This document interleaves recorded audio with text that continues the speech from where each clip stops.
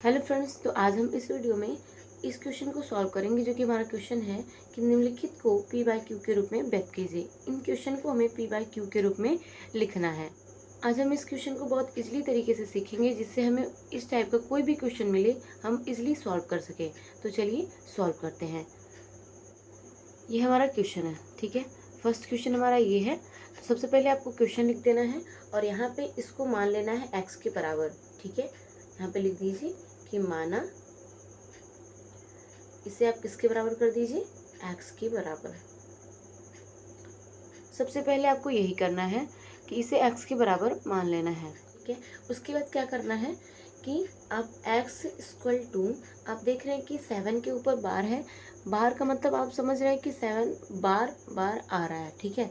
7 के ऊपर बार का मतलब क्या है कि 7 जो है वो बार बार आ रहा है। तो इसको हम ये भी तो लिख सकते हैं कि 0.4777, मतलब कि 7 की जो है वो बारंबारता हो रही है, मतलब 7 जो है वो बार बार आ रहा है। तो हम यहाँ पे ये लिख देते हैं कि इसका रिपीटेशन हो रहा है, 7 बार बार आ रहा है। तो हम इसको ऐसे दिखा देंगे, ठीक है, और इसको मान लेंगे फर्स्ट इक्वेशन।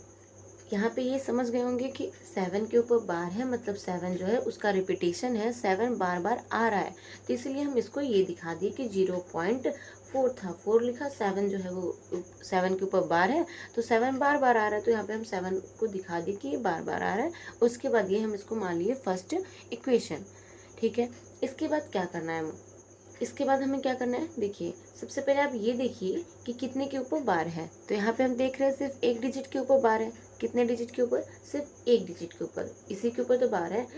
इस क्वेश्चन में देखिए तो इसमें कितने डिजिट के ऊपर बार है, तो 1 2 3, 3 डिजिट के ऊपर बार है। तो सबसे पहले हमें ये भी देखना है कि कितने डिजिट के ऊपर बार है। तो आप देख रहे हैं कि एक अंक के ऊपर बार है, तो हम एक अंक के ऊपर बार है तो 10 का मल्टीप्लाई करेंगे, एक अंक के ऊपर बार है तो 10 का मल्टीप्लाई करेंगे। यही अगर 2 अंक के ऊपर बार होता तो 100 का मल्टीप्लाई करते, और अगर यही 3 अंक के ऊपर बार होता तो हम कितने का मल्टीप्लाई करेंगे, 1000 का। आप इससे भी समझ सकते हैं कि एक के ऊपर बार तो 1 0 यानी 10, अगर 2 डिजिट के ऊपर बार तो 2 0 यानी 100, और 3 डिजिट के ऊपर बार मतलब 3 0 यानी 1000 का मल्टीप्लाई करना पड़ेगा हमें, ठीक है।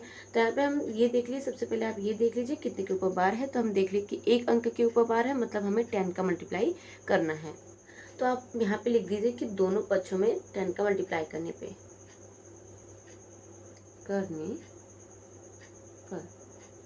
ठीक है। अब क्या करना है, अब 10 का गुणा करना है, तो हम इसमें 10 का गुणा कर लेते हैं। फर्स्ट इक्वेशन में 10 का गुणा कर लेते हैं। तो इसमें 10 का मल्टीप्लाई करेंगे तो कितना हो जाएगा, 10x इक्वल, 10 का मल्टीप्लाई करना है तो 10x हो गया, और इसमें भी 10 का मल्टीप्लाई करना है।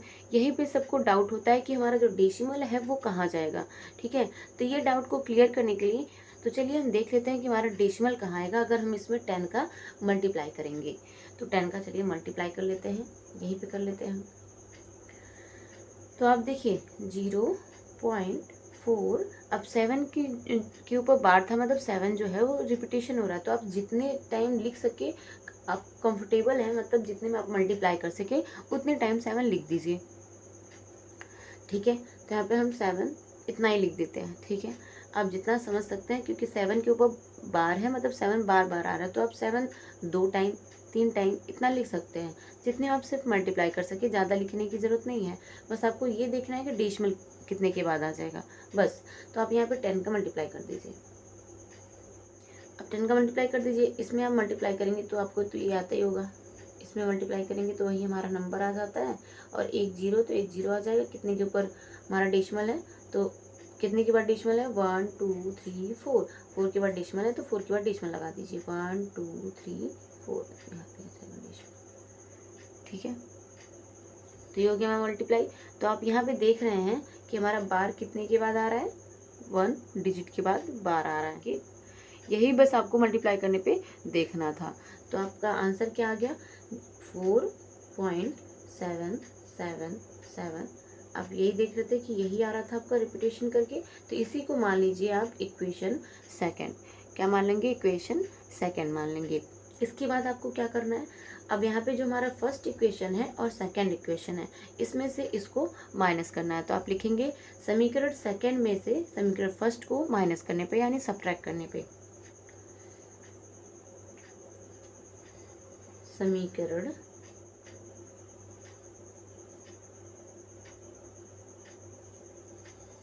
ठीक है।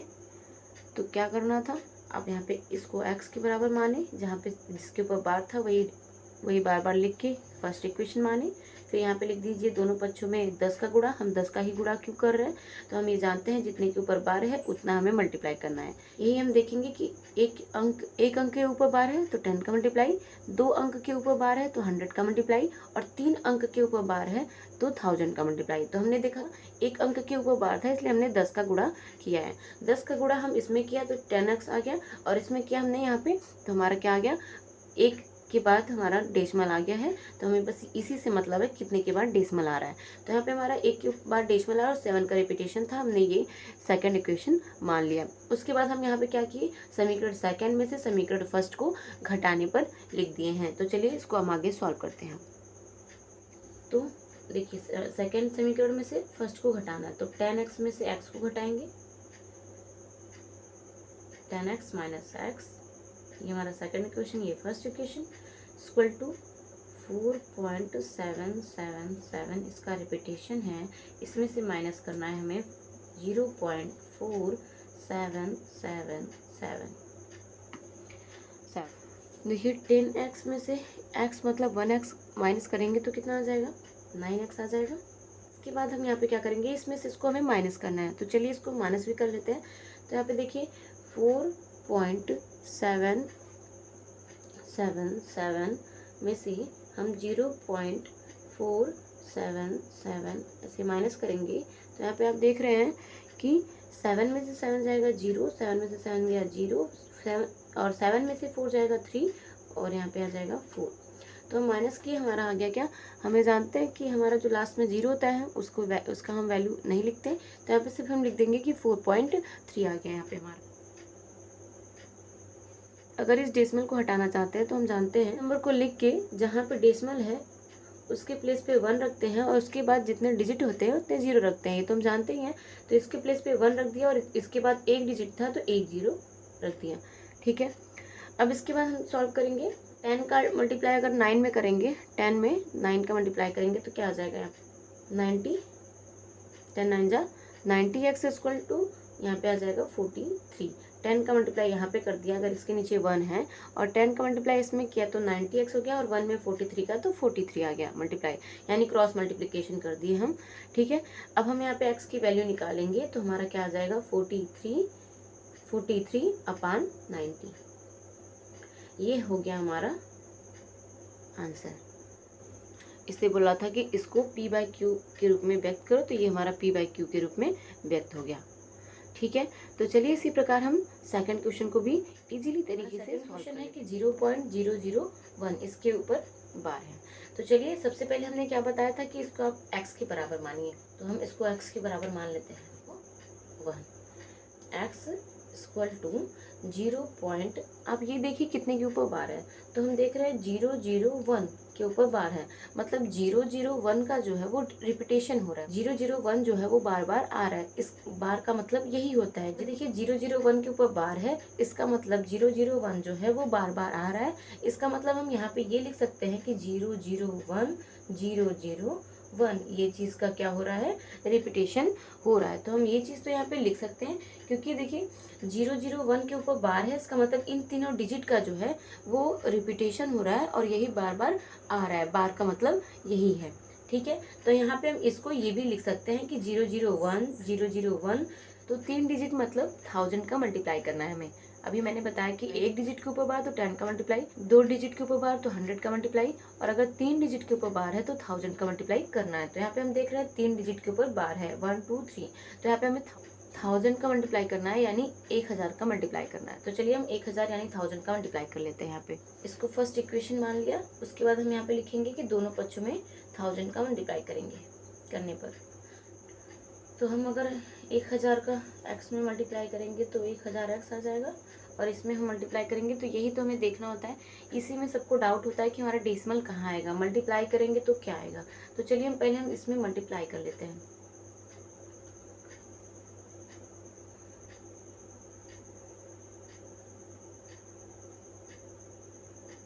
जितनी बार आप लिखना चाहते हैं, 1000 का मल्टीप्लाई करना था तो यही आप लिख दीजिए। लेकिन आप ये जानते हैं कि 001 बार बार आ रहा है तो कितनी बार लिखेंगे, तो आप जितने में कंफर्टेबल हैं उतने में लिख सकते हैं, मतलब जितने में आप मल्टीप्लाई कर सकें उतनी बार लिख सकते हैं। तो हमने यहाँ पे 001 इतना तक लिख दिया। अब हमें मल्टीप्लाई करना था 1000 का, तो यहाँ पे हम 1000 लिख के मल्टीप्लाई कर देते हैं। तो ये हम जानते हैं किसी भी नंबर के पहले 0 जो आता है उससे में कोई मतलब नहीं होता, ठीक है। तो यहाँ पे हम क्या कर लेते हैं, मल्टीप्लाई करेंगे तो जो हमारे यहाँ पे नंबर है 1001 ये आएगा, और इसके बाद जितने 0 हैं वो आ जाएंगे। 3 0 था, 3 0 आ गया। इसके बाद हम यहाँ पे देख रहे हैं कितने के बाद हमारा डेसिमल है, 1 2 3 4 5 6 के बाद डेसिमल है, तो 6 के बाद डेसिमल लगा दीजिए, 1 2 3 4 5 6। यहाँ पे हमारा आ गया डेसिमल।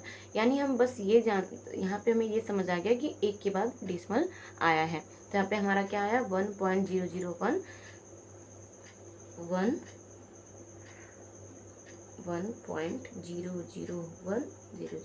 इसी का रिपीटेशन है। यहाँ पे हम लिख देंगे इसको इक्वेशन सेकेंड, ठीक है। तो यहाँ पे इसको इक्वेशन सेकेंड मान लिए हम, इसको इक्वेशन सेकंड मान लिए।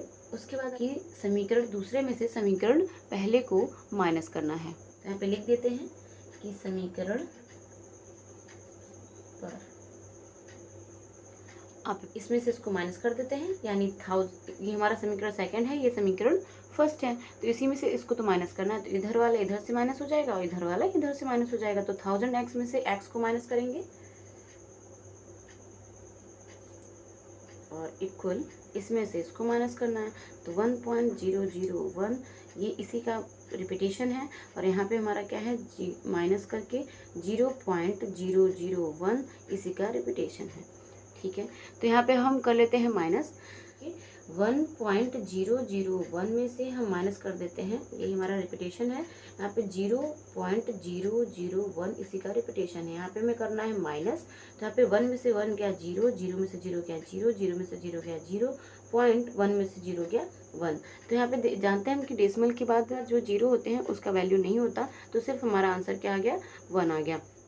यहाँ पे हमारा x मतलब 1x है, 1000x में से जब 1x माइनस करेंगे तो हमें पता है कितना आ जाएगा, 1000 में से 1x को माइनस करेंगे तो हमारा कितना आ जाएगा, 999 x आ जाएगा, इक्वल टू।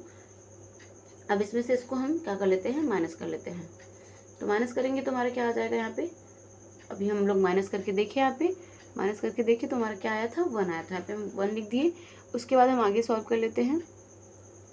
अब आगे क्या सॉल्व करना है, x की वैल्यू निकालनी है। x की वैल्यू निकालेंगे, यहाँ पे 1 आ गया, ये 999 यानी 999 जो है वो नीचे आ जाएगा।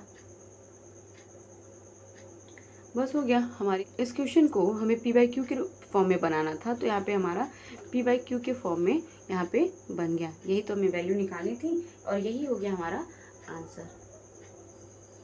और अगर इसी टाइप से आपको क्वेश्चन इजी तरीके से समझ आ रहा हो तो आप चैनल को सब्सक्राइब कीजिए और वीडियो को जरूर शेयर करें। Thank you so much for watching this video.